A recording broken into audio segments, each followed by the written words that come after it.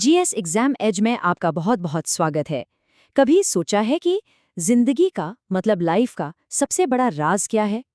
कमाल की बात यह है कि इसका जवाब किसी बाहरी दुनिया में नहीं, बल्कि हमारे ही अंदर एक बहुत ही छोटी सी दुनिया में छिपा है। तो चलिए आज हम सब मिलकर उसी दुनिया की सैर पर निकलते हैं, कोशिका की हैरान कर देने वाली दुनिया में। तो सवाल ये है, पृथ्वी पर मौजूद हर एक जीवित चीज का मतलब एकदम बेसिक बिल्डिंग ब्लॉक क्या है? सोचिए, एक छोटे से बैक्टीरिया से लेकर एक विशालकाय ब्लू व्हेल तक, या फिर हम इंसानों तक, ऐसी कौन सी एक चीज है जो हम सब में कॉमन है? वो कौन सी बुनियादी ईंट है जिससे जिंदगी की ये पूरी इमारत बनी है? और जवाब है सेल, यानी कोशिका। और सुनिए, ये सिर्फ एक बायोलॉजिकल टर्म नहीं है, ये तो असल में जिंदगी की परिभाषा है। इसको ऐसे समझिए, जैसे कोई भी बिल्डिंग ईंटों से बनती है ना, ठीक वैसे ही हर एक जिंदा चीज इन्हीं छोटी छोटी लेकिन जबरदस्त पावरफुल कोशिकाओं से बनी है। यही वो बुनियाद है जिस पर जिंदगी का पूरा महल खड़ा है। लेकिन सवाल ये है कि हमें इस छोटी सी दुनिया के बारे में पता कैसे चला? अरे भाई, इसकी भी एक बड़ी दिलचस्प कहानी है, खोज और जिज्ञासा की। तो चलिए थोड़ा सा टाइम में पीछे चलते हैं और देखते हैं कि जिंदगी का ये राज हमारे सामने कैसे खुला। तो बात शुरू होती है 1665 से। एक साइंटिस्ट थे, रॉबर्ट हुक। उन्होंने कॉर्क के एक टुकड़े में छोटे छोटे कमरों जैसे स्ट्रक्चर देखे और उन्हें नाम दिया सेल। इसके बाद आए लेवेनहुक और इन्होंने तो कमाल ही कर दिया। इन्होंने पहली बार जिंदा चलती फिरती कोशिकाओं को देखा और ये साइंस की दुनिया में एक बहुत बड़ी बात थी। फिर 1830s और 40s में श्लाइडन, श्वान और रूडोल्फ विर्चो जैसे महान वैज्ञानिकों ने इन सारी खोजों को एक साथ जोड़ा और दुनिया के सामने पेश किया सेल थ्योरी। और इस थ्योरी ने बायोलॉजी के 3 सबसे जरूरी नियम दिए, जिन्हें हम सेल थ्योरी के 3 स्तंभ भी कहते हैं। पहला, दुनिया की हर जिंदा चीज एक या एक से ज्यादा कोशिकाओं से बनी है। दूसरा, कोशिका ही जीवन की सबसे बेसिक यूनिट है। और तीसरा, जो कि बहुत जरूरी है, नई कोशिकाएं अपने आप कहीं से नहीं आ जाती, वो हमेशा पहले से मौजूद कोशिकाओं से ही बनती हैं। समझिए, ये बायोलॉजी की किताब के पहले 3 नियम हैं।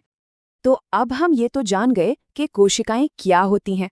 चलिए अब ये देखते हैं कि इनके भी 2 मेन डिजाइन या कह लें कि ब्लूप्रिंट होते हैं।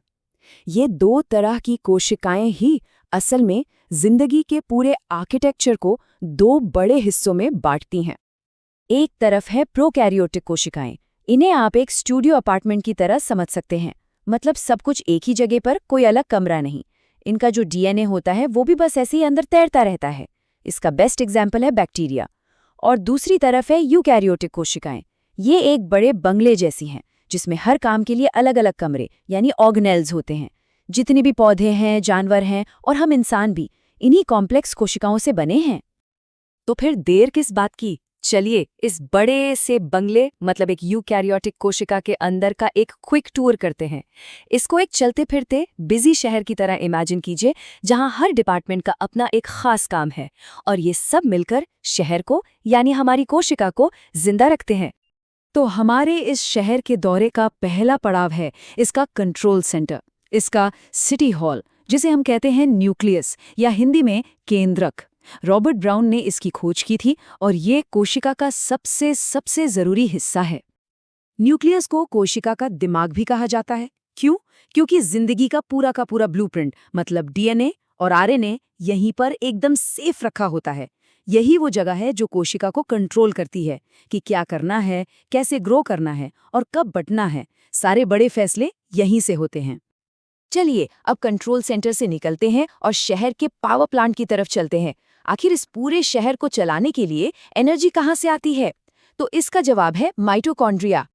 इसे कोशिका का पावर हाउस कहते हैं और ये नाम इसे बिल्कुल सही मिला है। इसका काम है खाने को एनर्जी में बदलना, ताकि कोशिका अपने सारे काम कर सके। और एक बहुत ही इंटरेस्टिंग बात बताऊं, माइटोकॉन्ड्रिया का अपना खुद का डीएनए होता है। ये चीज इसे कोशिका के बाकी हिस्सों से काफी यूनिक बनाती है।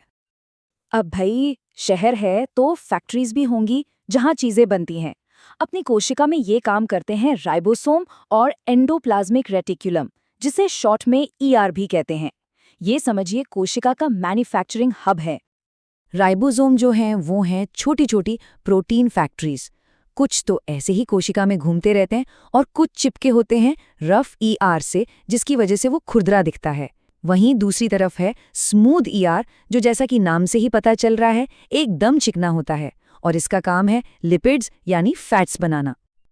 अच्छा, तो अब माल तो बन गया फैक्ट्री में, अब उसे पैक करके सही जगह भेजना भी तो होगा, है ना? और साथ ही शहर की साफ सफाई भी जरूरी है।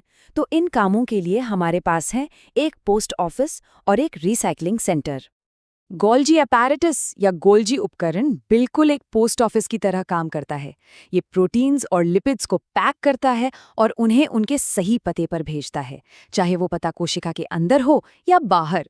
और फिर आते हैं लाइसोसोम। ये शहर के रिसाइकलिंग सेंटर हैं। इन्हें सुसाइड बैग या आत्मघाती थैली भी कहते हैं। पता है क्यों?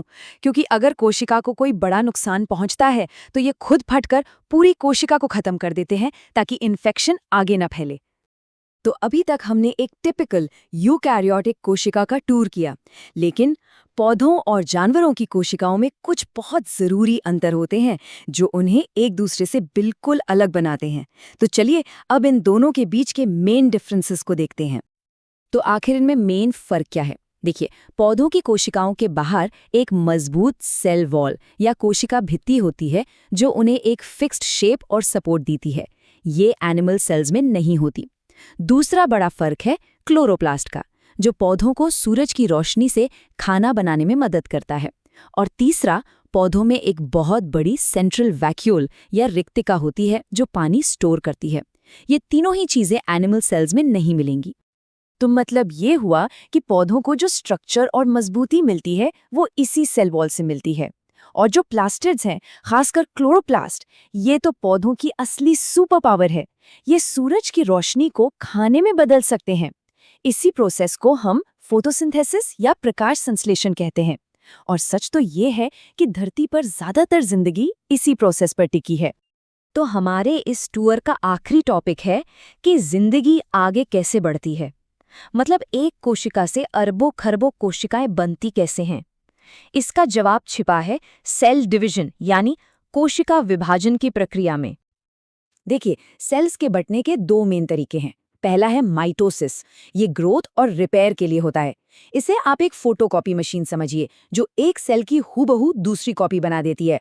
और दूसरा तरीका है मियोसिस। ये सिर्फ सेक्स सेल्स यानी गैमीट्स बनाने के लिए होता है। इसमें क्रोमोसोम की संख्या आधी हो जाती है ताकि जेनेटिक डाइवर्सिटी बनी रहे। तो चलिए, जाने से पहले एक फटाफट रीकैप कर लेते हैं। कोशिका का पावर हाउस कौन है? माइटोकॉन्ड्रिया। Protein factory? राइबोसोम। और सुसाइड बैग? वो है लाइसोसोम। डीएनए कहाँ होता है? न्यूक्लियस में। और फोटोसिंथेसिस कहाँ होता है? क्लोरोप्लास्ट में। ये कुछ जरूरी बातें हैं जो हमें याद रखनी हैं। और अब एक आखिरी सवाल सबके लिए। अगर एक अकेली कोशिका इतनी ज्यादा कॉम्प्लेक्स है तो जरा सोचिए, हमारे शरीर को बनाने वाली खरबों कोशिकाएं जो एक साथ मिलकर काम कर रही हैं, वो कितनी ज्यादा जटिल और शानदार होंगी। जिंदगी की इसी कॉम्प्लेक्सिटी और खूबसूरती के बारे में सोचिएगा जरूर। आज की इस जानकारी से भरी यात्रा में बस इतना ही। देखने के लिए बहुत बहुत शुक्रिया। अगर ये वीडियो पसंद आया हो तो इसे लाइक और शेयर करना न भूलें। और ऐसे ही और भी वीडियोस के लिए GS एग्जाम एज चैनल को सब्सक्राइब जरूर करें। मिलते हैं अगले वीडियो में।